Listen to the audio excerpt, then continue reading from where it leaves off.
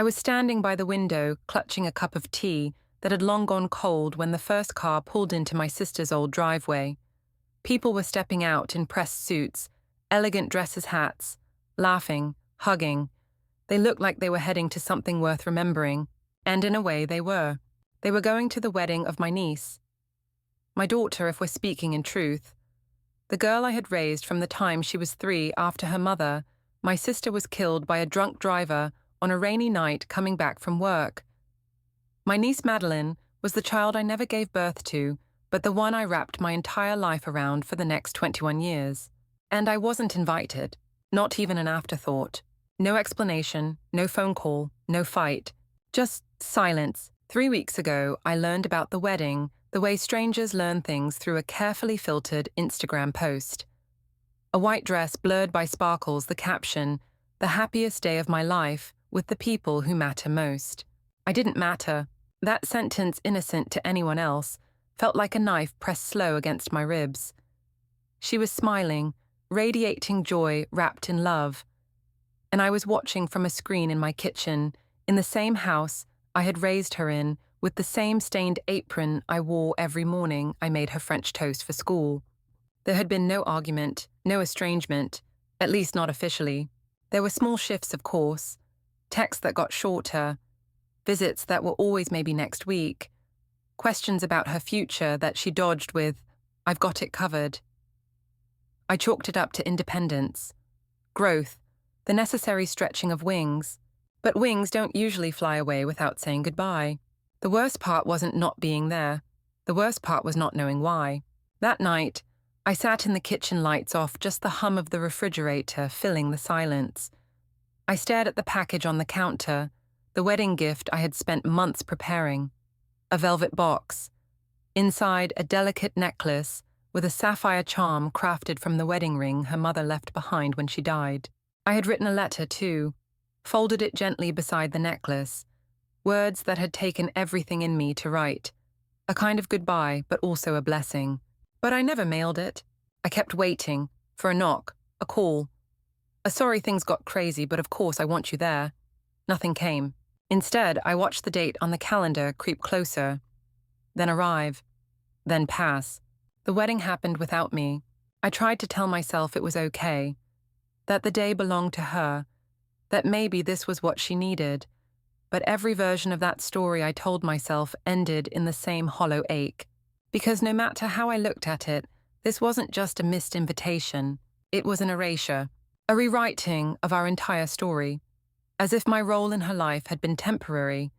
As if I was the placeholder until something better came along. That weekend, I got a text from a friend who had attended the wedding. "I thought you weren't coming because of a falling out," she wrote. I typed and retyped my response 10 times before deleting it altogether. What was there to say? The truth felt humiliating.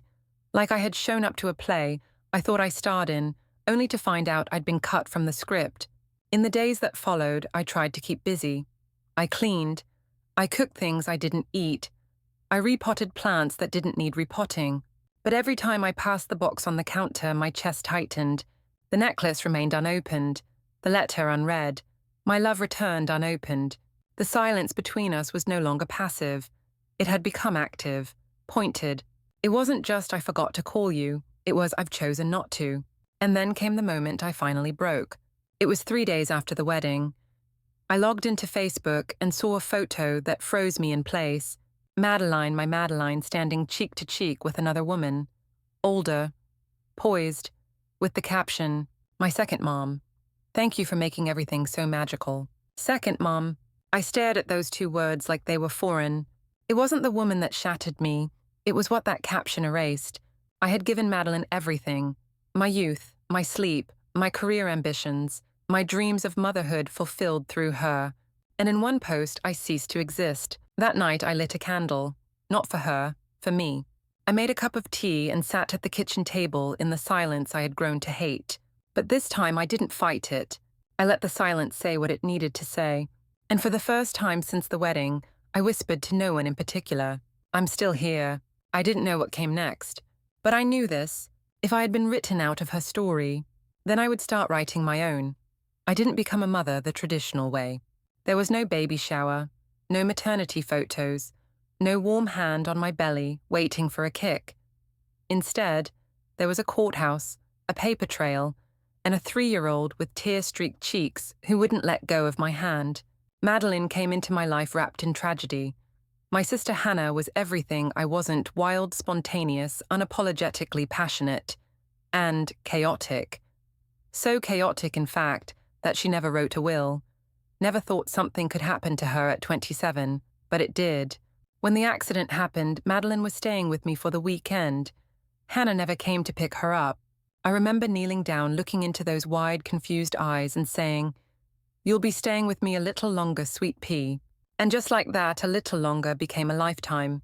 Nobody else in the family stepped forward. My parents were long gone. Our brother had his own demons and made it very clear he wasn't cut out to raise a child. I was 34, single, and had just moved into a new apartment that didn't even have furniture yet.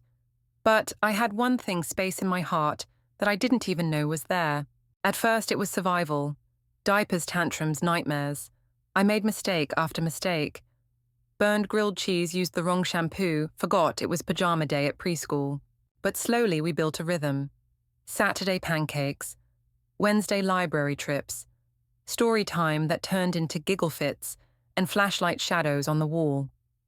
I braided her hair for picture day, bought her favorite dinosaur pajamas in 3 sizes as she grew. And one night when she was 5, we were curled up on the couch watching The Little Mermaid, and she looked at me with sleepy eyes and said, "I love you, Mummy." I froze. She had never called me that before. I wasn't sure she even should. I wasn't trying to replace Hannah. I never wanted to erase her. But when she said it again, Mommy soft and sure, I melted. I became her mom that night, not by blood, not by law, but by choice, by heart. When she started school, I filled out the forms under guardian. But when the kids asked, she said, "That's my mom." When she fell off her bike and skinned her knee, she cried for me. When she got her period at 11 and didn't know what was happening, it was me she whispered for in the dark. I never corrected anyone, not because I wanted to steal that title from my sister, but because it was true. In every way that mattered, I was her mother. And yet, there was always a shadow, a sliver of doubt, a line I didn't dare cross. I never adopted her legally. I offered when she was 16, but she said she didn't want to change her last name. I didn't push. Maybe that was a mistake. When she turned 18, she moved to a dorm an hour away. I cried for 3 days, then boxed up her room like it was sacred. She still called, still came home for holidays, still asked for my soup recipe when she got sick. But things shifted. As they do. She met Aaron her senior year of college. He was tall, calm, a bit too serious. But he adored her, and she looked solid with him, safe. So I smiled. I asked questions. I offered to host them for dinner. I didn't want to be the overbearing mother. I thought I was playing my role well, but maybe I was playing the wrong one. Now, sitting in this same kitchen years later, I realized something. All those years I thought I had a seat at the table, but maybe I'd only ever been holding a chair. The kind you offer to someone for a season, not forever. Still, I didn't regret it. Not the bedtime stories, not the missed vacations, not even the job promotions I turned down to make her recitals. But I did grieve the lie I'd let myself believe that love alone would be enough to keep me in her life. Because what they don't tell you about raising someone else's child is this: there will come a day when the world forgets you were ever there. But you will remember everything. You will remember the scent of their baby lotion, the songs you hummed when they were too tired to sleep, the way their hand fit perfectly into yours for far longer than it should have. You will remember even if they don't, especially if they don't. That night I opened the box again. The necklace glinted under the kitchen light blue as the sky on the day she graduated. I picked up the letter now, slightly yellowed on the edges, from the weeks it sat untouched. I reread it aloud, my voice cracking halfway through. You don't carry my blood, but you carry my heartbeat. And that has always been enough for me. And suddenly something in me broke loose, not in pain, but in clarity. This story wasn't just about what I had lost. It was also about who I had been, and who I still was, a mother, with or without the name. It didn't happen overnight. There was no argument, no slammed door, no line drawn in the sand, just a slow receding of warmth, like tide water, drawing back from a shore it no longer needed to touch. At first I mistook it for adulthood. Madeline was in her mid-20s, finishing grad school, balancing internships, working long hours. I understood that. I told myself, she's just busy. She'll come around. She always does. But then the phone calls that used to come every Friday became once a month. Texts turned into one-word replies. Hey, Mom. Good. All fine. Later. Later never came. She used to send me photos of her dog curled up in funny positions, of recipes she tried and failed, of sunsets she thought I'd love. Then those stopped too. I thought of calling her one night, but something inside me stalled. I didn't want to hear the distance in her voice. I didn't want to confirm what I already feared. Still, I made excuses for her. She's overwhelmed. She's finding her own rhythm. She'll call, she'll visit, she'll realize she's missing something, and she'll come home for a hug that smells like my lavender soap and familiarity. I baked her favorite cookies one weekend. Peanut butter with sea salt slightly underbaked so they stay soft. I wrapped them in parchment paper, tied them with twine. I even tucked in a note. Thought of you when I saw these. Come by if you're free. I left the basket outside her apartment door. It was returned untouched 2 weeks later. No note, no explanation. Just returned. The ache was dull, not sharp.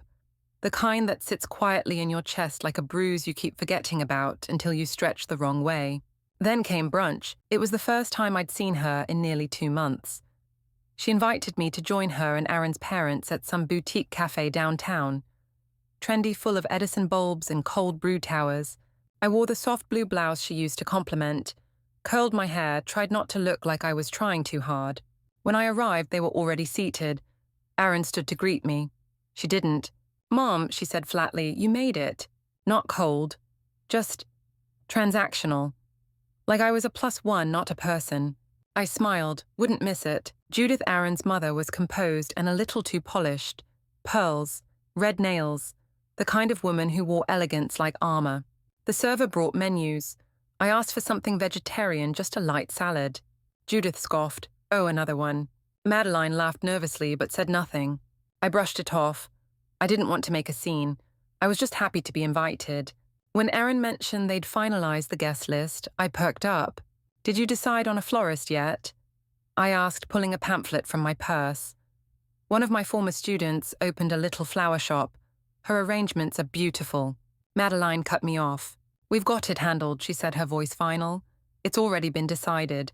The smile froze on my face. The pamphlet in my hand suddenly felt like a clown costume. I know she interrupted again, not unkind, but firm. But it's something we've taken care of. The table went quiet. Aaron looked down at his plate. Judith sipped her mimosa. I folded the pamphlet back into my purse, my cheeks burning. I smiled. I laughed a little, pretended I didn't care. But something cracked inside me, not from what she said, but from how quickly she dismissed me, like my excitement was embarrassing, like I had shown up in the wrong costume for the wrong play. That night, I sat on my couch, playing the moment on repeat. The tone in her voice, the flicker of irritation in her eyes, the way Judith didn't even blink. That wasn't a misstep. That was a shift. After that, the silence grew legs. It moved through my house like a guest that overstayed its welcome. The kind of silence that doesn't feel peaceful. It feels pointed, loaded, like a question no one wants to ask. I texted her a photo of my old wedding veil passed down through 3 generations. Would you want this as your something old, I asked. No reply for 3 days, then going with something different. No warmth, no thanks. Just a period at the end like a slammed door. I offered to help address invitations. Already handled. I offered to throw a small bridal gathering with her old college friends. It's not really the vibe we're going for. Always polite, always distant. Like I was someone she had to manage. Not someone she wanted near. One day I showed up at her apartment with a basket homemade cookies, some tea, and a small box of memories. Pressed flowers from a trip we took when she was 6. A crayon drawing of the 2 of us holding hands. Aaron answered the door. She's not really feeling up to visitors right now, he said. Not unkind, just final. I offered to leave the basket. He nodded. The box came back to me a week later. Untouched. No note. That's when I stopped pretending I didn't see it. The disappearing act. The erasure. Madeleine wasn't busy. She was removing me, and I didn't know why. Had I pushed too hard, held on too tightly? Had I loved too loudly? I began questioning every moment from the past year, replaying conversations, analyzing silences like they held secrets. I didn't tell anyone, not my friends, not my sister-in-law, because I already knew the answer they'd give me. That's just how daughters are. But she wasn't just a daughter, she was mine, my Madeleine. And now I didn't even recognize the woman who wore her face. I was making lentil soup that Thursday evening, her favorite. Or it used to be. It had been raining all day, the kind of soft, steady rain that made everything feel nostalgic and a little too quiet. I was chopping carrots, my mind wandering like it often did these days when my phone buzzed. A notification. You've been added to Maddie's Bridal Babes group chat. My heart skipped. For the first time in months, I felt something like hope stir in my chest. Maybe this was it. Maybe she was reaching out. Maybe there had been a mistake, a misunderstanding. Maybe this was her way of saying, I want you here. I wiped my hands on a dish towel and opened the chat. At first it seemed innocent. Photos of bridesmaids trying on dresses, screenshots of Pinterest mood boards, discussions about table runners and fairy lights. Then came the messages, dozens of them, from girls I barely knew, a cousin who once spent a summer with us, a college roommate I met once over Thanksgiving, a co-worker of hers whose name I didn't even remember. They weren't talking to me, they were talking about me. Ari said her mom's going to lose it if she's not front and center during the vows. Classic overbearing mom energy. Just let the girl have her day. Someone please make sure she doesn't wear white or cry loudly, or bring up dead relatives in her toast. I felt heat rise in my cheeks. I wanted to believe they were talking about someone else. But then nestled between emojis and sarcasm was her name. Her words. She means well, but she's just too much sometimes. Everything turns into a guilt trip with her. I honestly don't have the energy. I stared at the screen. Read the message again. And again. It didn't change. Madeleine had written it. About me. In a public chat. Where people laughed and reacted with crying laughing emojis and gifs of eye rolls. I couldn't breathe. The soup boiled over behind me, the pot hissing like it knew what I'd just read. But I didn't move. I didn't stir. I didn't cry. I just stood there, phone in hand, feeling like I'd been punched in the chest. Not because of what they said, but because of what she said. Because it confirmed everything I had feared, but hadn't dared to voice. That she wasn't just drifting. She was pushing. Deliberately, publicly, with ridicule. I didn't respond. Didn't message her. Didn't defend myself. I didn't want to beg to be seen. I simply clicked the settings and selected Leave Group. And then I stood in the middle of my kitchen, the soup bubbling angrily behind me, and I stared at the box on the counter, the wedding gift, the necklace, the letter, still unopened, still untouched, still full of everything I never got to say. That night I didn't sleep. I lay on the couch in the dark, still wearing the same clothes, the smell of lentils lingering in the air. I scrolled through old photos on my phone, her first dance recital, her graduation, her curled up beside me on the couch at 13, pretending to be asleep so I'd keep stroking her hair. And then I stumbled on a video. She must have been 7. She was dancing in the kitchen, singing off-key to a pop song, wearing socks that slid across the floor. At the end, she runs to the camera and yells, "Did you get it, Mummy? Did you see me?" I laughed. Then I cried. Not just tears, sobs. The kind that make your body tremble. The kind that make you bite your fist so the neighbors don't hear. Because I wasn't mourning someone who had died. I was mourning someone who was still alive. Who had forgotten I was the one who held her every time the world was too loud. Who had chosen to laugh at me in a group chat, rather than call and ask why I'd gone so quiet. The next morning I got dressed early. I pulled the blush-colored dress from its garment bag, the one I bought months ago, thinking maybe I'd wear it to her wedding. It still looked beautiful, but I didn't. Not because I wasn't enough, but because I wasn't invited to be. I put it on anyway. I needed to feel it, to remember what it felt like to be hopeful, to see myself in the mirror and acknowledge what had been lost, not just an invitation, but a role, a place, a version of love I thought was unshakable. I stood in the kitchen again, same chair, same counter, same untouched coffee pot. The necklace box sat in the center of the table like a tombstone. I made fresh coffee, poured a cup, sat down, and for the first time I didn't look at the clock. I didn't imagine the ceremony, didn't pretend she might call. I just sat in the silence, let it wrap around me like a shroud.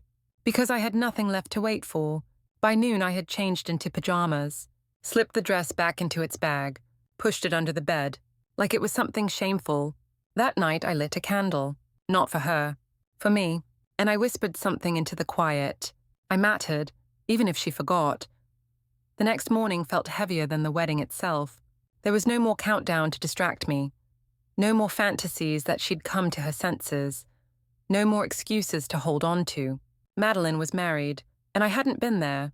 I hadn't seen her in the dress, hadn't walked her down the aisle, hadn't handed her the gift I had spent months choosing. I hadn't heard her say I do, hadn't watched her dance beneath the lights I once imagined helping her hang. Instead, I sat in a house that had grown too quiet, in a robe that still smelled faintly of the lavender detergent she used to borrow, holding a cup of tea that had gone cold before I remembered to sip it. I didn't scroll social media that day. I couldn't bear to see more photos of a life I wasn't welcome in. But even in the silence, her absence echoed. I wandered from room to room like a ghost. I opened the drawer where I kept her childhood things notes she'd written in crayon, the tiny ballet shoes she refused to part with a copy of The Velveteen Rabbit we used to read every night for 2 years straight. In the back of that drawer, wrapped in tissue paper, was the lavender box. The necklace, still unopened, still sealed with a cream satin ribbon I'd tied and retied so many times it had begun to fray at the edges. My hands trembled as I picked it up. I set it on the kitchen table like it was a fragile thing, like it might shatter if I breathed too hard. I sat there a long time just staring at it. Then slowly, deliberately, I untied the ribbon. I lifted the lid. Inside was the gold chain, the heart-shaped charm, glinting softly in the morning light. Engraved in tiny, careful script were the words, "Always your mom." But it wasn't just the necklace. Folded beneath it was the letter I had written months ago. I had written it late one night by candlelight, with shaking hands and wet cheeks. Rewritten it 5 times before I got the words right. It was supposed to be read on the morning of her wedding, a quiet gift passed from my hands to hers. I unfolded it now. The ink was a little smudged from where I'd cried on it while writing, and I read it out loud, to no one, to myself. Dear Madeline, today you become a wife, a partner, a co-pilot in someone else's life. And while that is sacred and beautiful and worthy of celebration, I hope you never forget the role you've always had my daughter. From the moment you walked into my arms at 3 years old, sobbing and silent and scared, I knew I would spend the rest of my life loving you with everything I had. Every scraped knee, every whispered nightmare, every note in your lunchbox, every bedtime story, I stitched them all into the lining of my soul. You are my heartbeat in motion. I haven't been perfect. I've said the wrong things, held on too tightly, missed the cues, but never once has my love for you faltered. Not for a second. This necklace holds a piece of me and of your mother too. Her wedding ring was melted into the charm, so you'd carry both of us with you. Not because you need reminders of who we are, but because I wanted you to know that the strength in you comes from somewhere real. Wherever life takes you now, I hope with every part of me that you'll always find your way back to me. Not because you have to, but because you want to. Because real love makes space for both roots and wings. With all my heart, Mom. By the time I finished, I couldn't see the words anymore. My eyes were soaked, my chest ached. But I wasn't sobbing like before. This time the tears weren't for what I'd lost. They were for what I had given. The letter wasn't for Madeline anymore. It was for me. A reminder that I had loved, fully, deeply, fiercely. That the silence she gave me wasn't a reflection of my failures. It was a reflection of something inside her. Something broken, something unfinished. I placed the letter gently back in the box, but this time I didn't return the necklace to its velvet bed. I clasped it around my own neck. My fingers trembled. The charm landed just above my heart, warm, solid, mine. It didn't feel like surrender. It felt like reclamation. Like a woman saying I still mat her. That day something shifted. Not loudly, not all at once, but like a door creaking open somewhere deep inside me. I looked at myself in the hallway mirror, not to fix my hair or check my face, but to see me. Really see me. And what I saw wasn't a ghost, wasn't a shadow of a mother erased from her child's memory. I saw strength. I saw breath. I saw someone worth returning to, someone who didn't need permission to heal, or to begin again. The rest of that week was quiet, but not the suffocating kind of quiet I'd grown used to, the aching void of unanswered texts and birthday photos posted without me in them. No, this quiet was different. This quiet felt like possibility. On Tuesday morning, I made my bed. It doesn't sound like much, but it felt symbolic, like smoothing out the wrinkles of a version of me I'd long forgotten. I tucked in the corners, fluffed the pillows, straightened the throw blanket she used to steal when she watched movies on my couch. It wasn't about making it look nice. It was about claiming space again, about saying I live here, I still live. Later, I opened all the windows in the house, let the early autumn breeze roll through like a baptism. Dust danced in the sunlight like tiny ghosts, and for once I didn't feel haunted by them. In the garage, I dug through an old box labeled writing stuff. It had been years since I'd touched any of it. Inside were stacks of spiral-bound notebooks, floppy disk journals, short stories scribbled on napkins. Pages filled with worlds I'd built long before I ever knew what it meant to love someone so deeply it hurt. Back when I used to write for fun, for myself, back before my entire identity was tied to being someone's mom. I made tea, lit a candle, sat at the kitchen table, the same one where I used to help her with science projects and math homework, and I opened a fresh notebook. The pen felt foreign in my hand, like holding a part of myself I hadn't touched in years. But the words came, slowly, stubbornly, and then all at once. I wrote about a woman who lost her map, who wandered through fog for years, who finally looked up one day and realized the path had been inside her the whole time. When I looked at the clock, 4 hours had passed. 4 hours, and not once had I thought of the wedding. Not in pain, not in longing, not in shame. Just me, my story, my words. The next day, I took a walk around the neighborhood. The leaves were turning.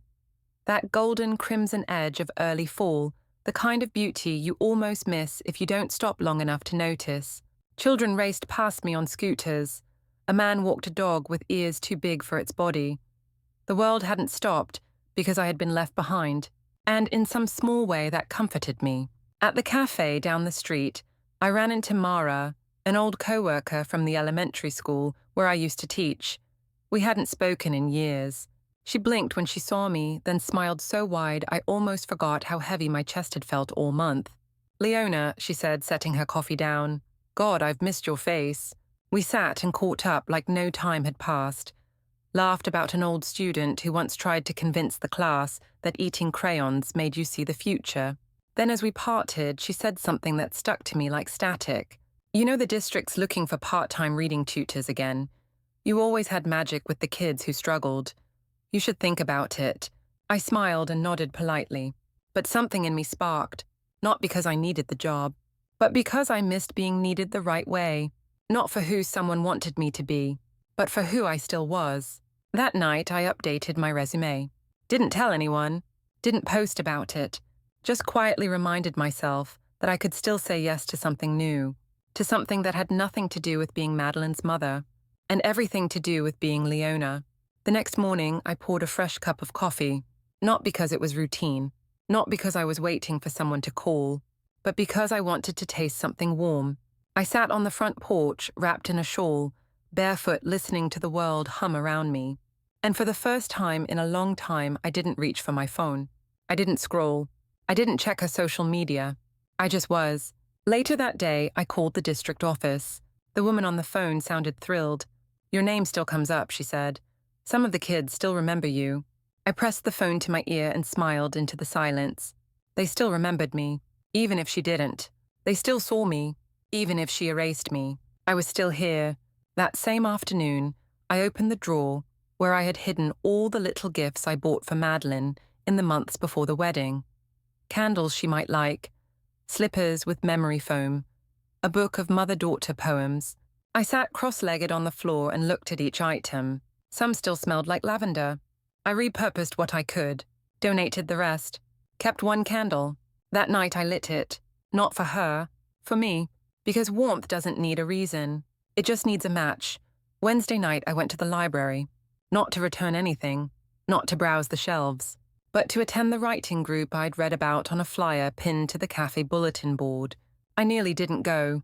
The idea of sitting in a circle of strangers reading words I hadn't shared with anyone in over a decade, it made my stomach twist. What if I couldn't find the right words? What if my voice cracked? What if nobody listened? But I went anyway, because I had promised myself something: no more waiting, no more shrinking, no more existing only in the reflection of someone else's gaze. The group met in a small room tucked behind the children's section. Mismatched chairs, a tray of tea bags, a whiteboard with a crooked marker line drawn across it. There were about 9 of us: a retired English teacher, a teenager with pink hair, a woman who wrote ghost stories about her ex-husband. I introduced myself quietly. Leona, I used to write a long time ago. I'm just trying to find my voice again. Heads nodded, no judgment, just soft smiles. When it was my turn to read, my hands trembled. The page shook, my breath faltered. But I began, a short piece, fictional, about a woman who loses her place in someone else's story and starts writing her own.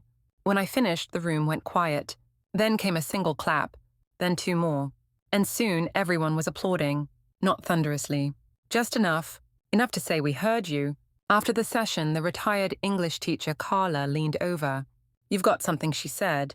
Your words don't just speak, they breathe. I walked home that night smiling, not because she complimented me, but because for the first time in a long time I believed her. That weekend I volunteered for Story Hour.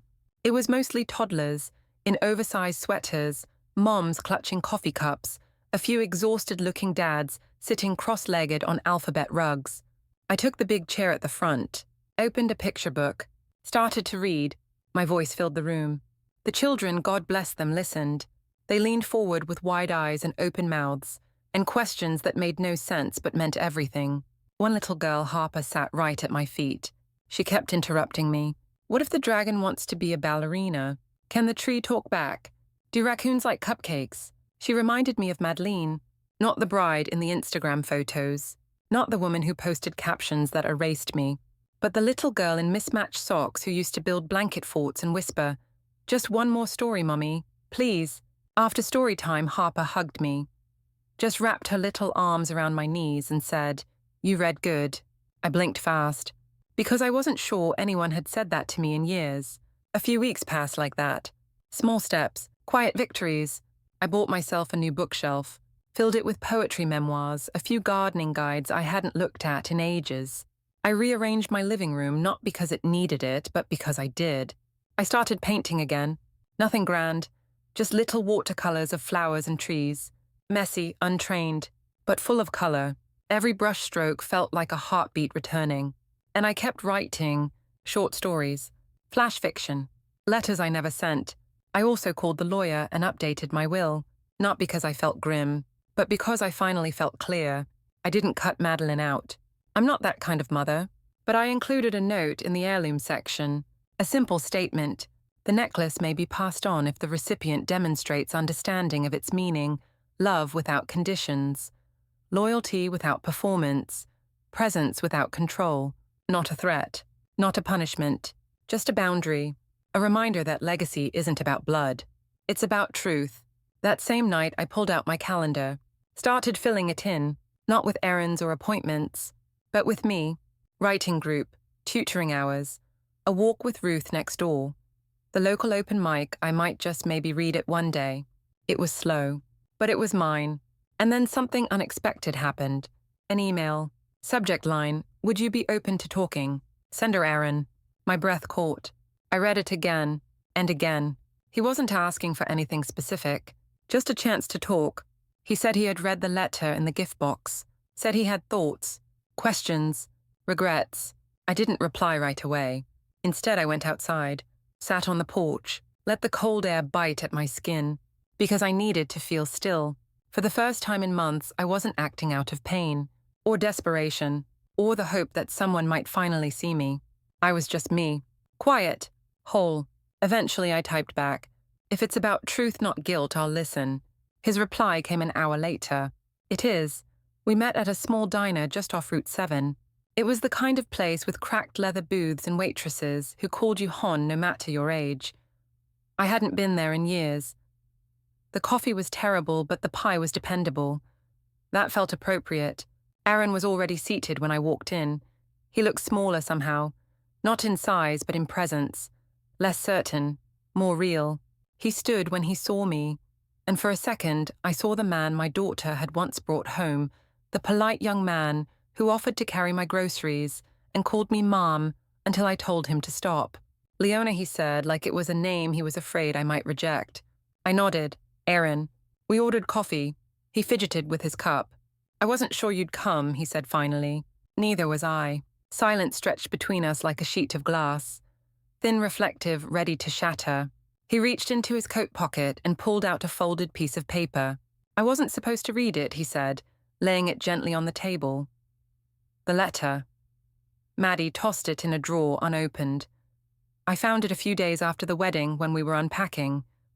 She told me I could toss it, but I didn't. I stared at the folded page. It was worn now, read more than once maybe. She never read it, I asked quietly. He hesitated. No, she didn't. A weight dropped in my stomach, one I didn't even realize was still there. Why are you here, Aaron? I asked, not unkindly. He looked up at me then. And to his credit, he didn't flinch. Because you deserve to know that the version of you Maddie carries, it's not the one I saw. I raised an eyebrow. What version does she carry? He exhaled slowly. The one where she never really had a choice. Where you stepped in and did the right thing, yes, but where you also took up all the space. I said nothing. Where her grief got buried because yours was louder. Where she felt like her childhood had to be perfect because she owed you so much. Where she couldn't mess up without breaking your heart. The words were blunt, but they weren't cruel. They were scared, tentative, and underneath them I heard something else. Not condemnation. Just confusion. I never asked her to be perfect. I said more to myself than him. I just wanted to protect her. Aaron nodded. I believe you, but Maddie doesn't see it that way. Not anymore. He looked down at the letter again. That's why this wrecked me. Because what you wrote, it wasn't guilt. It wasn't manipulation. It was love. Real love. I felt my throat tighten. So what do I do with that, Aaron? He blinked. What do I do with all this love when the person it was meant for no longer wants it? He looked at me like I'd just handed him a puzzle he'd never considered. I don't know, he admitted, but I think it deserves to go somewhere. I studied him, his tired eyes, his shaking hands, and in that moment, I realized something I hadn't let myself believe. Aaron wasn't the villain. He wasn't the mastermind behind my daughter's rejection. He was just caught in the middle, maybe even a little lost himself. I don't blame you, I said. His eyes widened. I don't, I repeated. I needed someone to blame and you were convenient. But this wasn't your choice. No, he said. It was hers. Silence again. But this time it didn't hurt. It held space. He reached into his other pocket and pulled out something else. A photo. Small, worn. Madeline, age 5, in a Halloween costume I made myself. A little bumblebee with crooked wings and marker on her cheeks. She was grinning from ear to ear, holding a paper bag full of candy standing on our porch. I found this in a box labeled old stuff, he said. She was going to throw it out. I couldn't let her.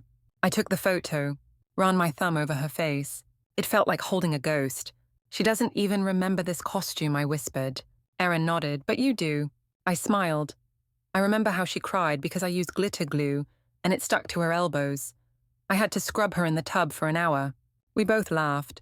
And for a flicker of a moment, we weren't adversaries. We were two people who loved the same person. Differently, but deeply. I don't expect anything from this, he said after a while. I just thought you deserved to be seen. I nodded, thank you. He stood, paused, then said she might come around, someday. I smiled, but it didn't reach my eyes. She might not. He hesitated again. If she does, I hope I'm the kind of husband who reminds her of what she forgot. And then he was gone. I sat in the booth for a long time after that, watching the steam rise from my coffee, holding the photo like a memory I'd only just remembered how to touch. I didn't feel triumphant or vindicated. I felt tired, but also lighter, because sometimes closure doesn't come in a hug or a sorry. Sometimes it comes in a diner booth with bad coffee and a conversation that doesn't fix anything. but makes the silence bearable. A week passed before I went into her room, not the one in her new apartment with Aaron, the one in my house, the room that had once been hers, then mine, then some in-between liminal space neither of us quite claimed anymore.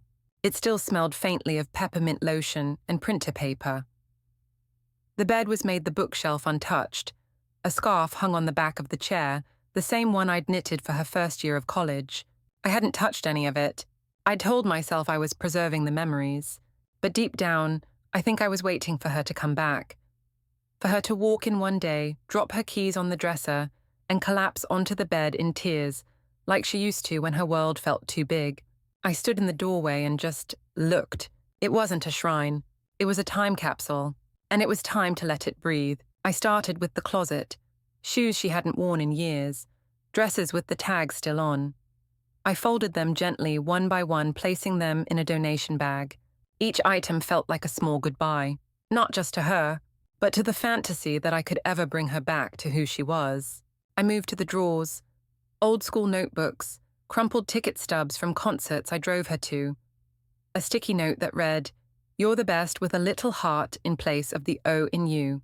I kept that one, pinned it to my kitchen corkboard like armor. In the nightstand, I found a stack of letters, unsent, to her biological mother. I sat down on the edge of the bed and opened one. She must have been 15 when she wrote it. The handwriting was loopy dramatic, full of emotional punctuation. "I wish you were here. Not because I don't love Leona. I do, but because I want to know what part of me came from you. I want to know if you also hated broccoli, or if you wrote poetry, or if you ever got scared for no reason." I read another, and another. In each one, she never criticized me, but I could feel her wrestling with something bigger than I had ever acknowledged. An identity fracture, a longing, a grief I had never been able to reach. I had tried to fill every void. With love, with effort, with certainty. But I had never once asked her, "Do you miss her? Do you need space to hold both of us?" Maybe I had been too afraid of the answer. Maybe I had been afraid that making space for grief meant making less room for me. But it didn't. Grief is not a subtraction.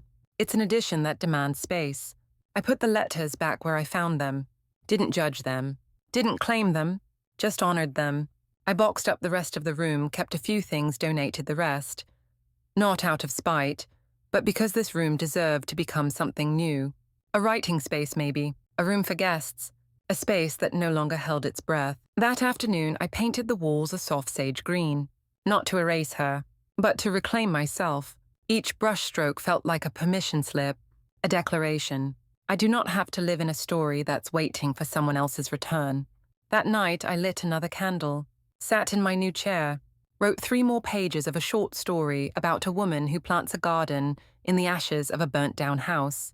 And when I paused to sip my tea, I realized something. I hadn't checked my phone all day. Not once. Not to see if she'd messaged. Not to see if she'd posted. Not even to reread old texts. Because I wasn't reaching for her anymore. I was reaching for me. And I was finally within arm's length. It was a Tuesday when the voicemail came. The kind of day that had slipped into a rhythm-quiet coffee, a few pages of writing a walk around the neighborhood, maybe a stop at the market, where the cashier now remembered my name. A kind of peace had found its way into my bones. And then just as I was slicing apples for a tart, the phone buzzed. Missed call, Madeline. I froze. It had been months, long enough that I'd stopped expecting the name to show up on my screen. Seeing it now felt like spotting a shadow of yourself in an old photograph, recognizable but distant. Then the notification, one new voicemail. I stared at it. My thumb hovered. Don't do this, I told myself. Don't unravel everything. But of course I did. I tapped play. At first there was just silence. Then her voice quiet and brittle. "Hi. I didn't mean to call. I was trying to text Aaron and hit the wrong name. But I guess that's kind of perfect, isn't it? Me doing something accidentally because I don't know how to do it on purpose." There was a shaky breath. "You probably think I hate you." And honestly, there were moments when I thought I did too. But the truth is, I was just drowning in a kind of love that felt like a debt I could never repay. She paused again. "You gave me everything. But I didn't know who I was unless I was earning it. That's not your fault. It's not. But it made me want to run. And when I finally had the chance to build something that was mine, I cut everything else away just to see if I could stand without it. A sniff. Turns out, I'm not sure I like who I am when you're not around. Then silence. Then the automated voice. End of message. I sat down at the kitchen table, the knife still in my hand, the apple slices browning in front of me. I didn't cry. Not like before. I just sat with it. Held the words like a fragile bird. It wasn't an apology. It wasn't a reconciliation. It was something much rarer. It was honesty. And it was clumsy, which meant it was real. Later that evening, I walked to the garden behind my house. The one I'd started tending again. I'd planted lavender and rosemary, and little red tulips just starting to peek through the soil. I took off my shoes and stood barefoot in the dirt. Felt the earth hold me. Felt the voicemail echoing in my chest. I'm not sure I like who I am when you're not around. And for the first time, I didn't rush to fix that for her. Didn't run to call her back. Didn't cradle the words like they were a flame that needed guarding. Because her journey was hers now, and mine had just begun. But I did do one thing. I saved the voicemail. Not to replay obsessively, not to dissect tone and intent, but to remind myself that even if she never calls again, I was once a home she didn't know how to leave. And maybe one day she'll remember the way back. Or maybe she won't. But I no longer needed that to decide my worth. I sat in the garden until the sun dipped below the horizon, watched the sky turn the color of bruised lavender, and whispered aloud for no one in particular. I release her. Then I stood, went inside, finished the tart, ate it warm with whipped cream, and savored every bite. It showed up unexpectedly. A tag on a mutual friend's profile, someone I hadn't spoken to in years. I wasn't even sure why we were still connected, but there it was, a wedding photo. Her wedding, Madeline, in a lace gown, hair, swept to the side, eyes sparkling in that practiced way people smile when they've rehearsed the pose. Aaron beside her hand at the small of her back. The caption read, "The most beautiful day surrounded by the most beautiful people." I stared at the image for a long time. My first instinct was to close it, to shut the screen and pretend I hadn't seen it, but I didn't. I let myself look, because I was done being afraid of the pain. She looked radiant, older, more woman than girl, but I could still see the little girl in her smile. The one who used to sing to cereal commercials and cry when her favorite teacher was sick. What struck me most was not the photo itself, but the background. Behind her, just out of focus, stood a woman I didn't recognize. Mid-50s maybe. Soft curls, a blush dress, the one I had bought for myself. She was standing close, closer than everyone else. A hand gently resting on Madeline's elbow, the way you do when you've earned that intimacy. I leaned closer to the screen. Couldn't help myself. Was this the replacement? A family friend, a mentor, Aaron's mother. Whoever she was, she had been given my place. And yet, I didn't feel rage. I didn't feel jealousy. I felt gratitude, because someone had stood there, because someone had made sure her veil didn't snag, that her train didn't drag in the dirt, that her hands stopped shaking as she walked down the aisle. I had wanted that role, desperately. But if I couldn't be the one to stand beside her, then thank God someone had. That night I printed the photo, not to hang, not to display, but to put in a box labeled her life. A quiet keepsake, a reminder that I had released the story I thought was mine to write. The next morning I wrote her a letter, not to send, just to release. "Dear Maddie, I saw a photo of your wedding. You looked beautiful. And for once I didn't feel grief choke me. I just felt peace. You made it. You built a life, a partnership, a chapter that belongs to you. I wanted to be part of it. I won't pretend otherwise. But I'm not angry anymore, because I see now some stories are meant to end gently, not explode. And some love doesn't vanish. It just steps aside. I will always love you, but I no longer need you to prove that I mattered. I know I did. With love, Mom." After I folded the letter, I didn't put it in an envelope. I slipped it inside a book of poetry and returned it to the shelf. A message to no one, or maybe to the part of me that still wondered if she'd ever come back. I made soup that evening. Not her favorite. Mine.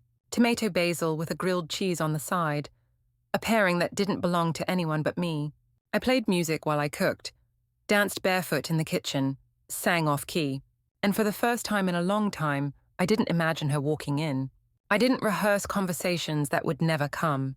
I just lived, fully, softly, truthfully. And when I curled up in bed that night, wrapped in the shawl I had knitted for myself, I whispered the words like a lullaby. I loved you well, and I love me now. Spring arrived quietly. The tulips I planted in the fall bloomed vivid and unapologetic. Bright reds and deep purples stubbornly reaching for the light, no matter how late the frost lingered. I stood at the edge of my garden with my morning tea, watching them sway in the breeze. Something in me mirrored their resilience. It had been nearly 6 months since the wedding, 5 since the voicemail, and not a word since. I no longer counted the days, not because I stopped caring, but because I stopped waiting. That distinction felt like freedom. I had built a life again, not around the absence of her, but around the presence of me. Around quiet mornings and blank pages, new friendships and forgotten passions. Around choosing myself, not as compensation, but as celebration. One Saturday, I was invited to speak at the local community center. The topic, Stories That Heal.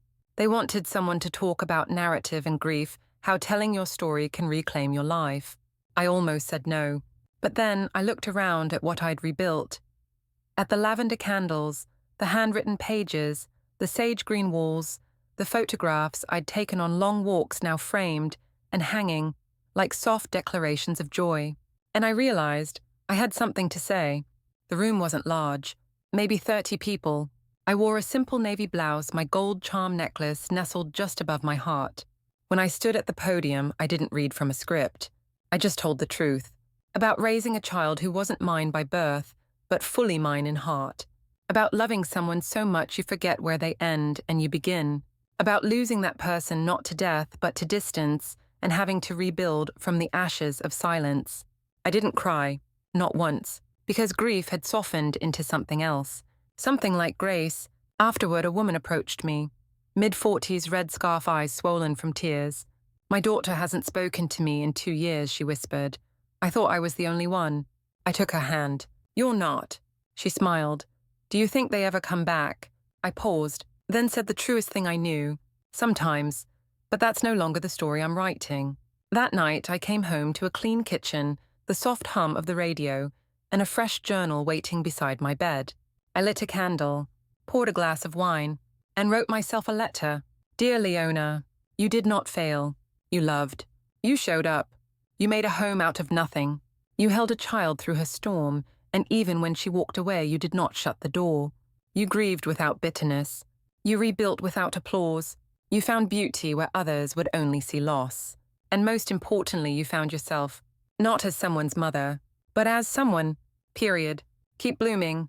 The world is better with you in it. With love me. I folded the letter and placed it in the same lavender box where the necklace had once been. Not because it needed to be hidden, but because some things deserve ceremony. I turned off the lights, climbed into bed, and slept the deepest sleep I'd known in years. Not waiting, not aching, just resting. In my life, in my story, in myself. And when the morning came, I didn't check my phone. I opened the window, breathed in the spring air, and whispered like a quiet promise. I'm still here, and I'm not done.